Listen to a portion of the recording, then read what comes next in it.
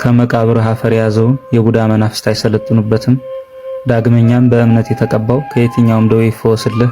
ስጋህ ያረፈበትን ገዳመ ዘጌን የተሳለመ በቤተ ክርስቲያንህ የክርስትና ጥምቀትን የተጠመቀ ወይም ቅዱስ ስጋዬንና ክቡር ደሜን የተቀበለ ዜና ገድልህን የጻፈ ያነበበ የሰማ ዓይን ያላየውን ጆሮ ያልሰማውን ልብ ያላሰበውን እንዳንተ ላሉ ቅዱሳን አባቴ ያዘጋጀውን ሰማያዊ መንግስትን አወርሰዋለሁ ብሎ ጌታችን ቃል የገባላቸውና 12 የክብር አክሊላትን ያቀዳጃቸው በእጃቸው በያዟት በትር የጣናን ባህር ተሻግረው ወደ ዘጌ ደሴት የገቡ እግዝእትነ ማርያም ሕሙማንን የሚፈውሱበት ጽዋ የሰጠቻቸው ለጸሎት በቆሙባት ቦታ ላይ ከእግራቸው ስር አጋንንትን የሚያሳድድ ዕውራንን የሚያበራ ሕሙማንን የሚፈውስ አስደናቂ ጠበል የፈለቀላቸው እንደ ባሪያ ተሽጠው በተሸጡበት ገንዘብ ለወዳጃቸው የረሃብ ዘመን ማሳለፊያ የሆኑ ለፈረስና ለበቅሎ ሳር እያጨዱ የሚከፈላቸውን ገንዘብ ለድሆች የመጸወቱ 25 ኪሎ ግራም የሚመዝን የብረት ልብስን እየለበሱ ወደ ጣና ሐይቅ በመግባት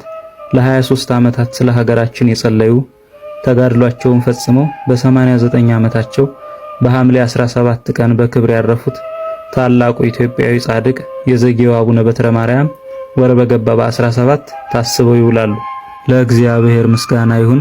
እኛንም በአቡነ በትረ ማርያም ጸሎት ይማረን ይቆየን።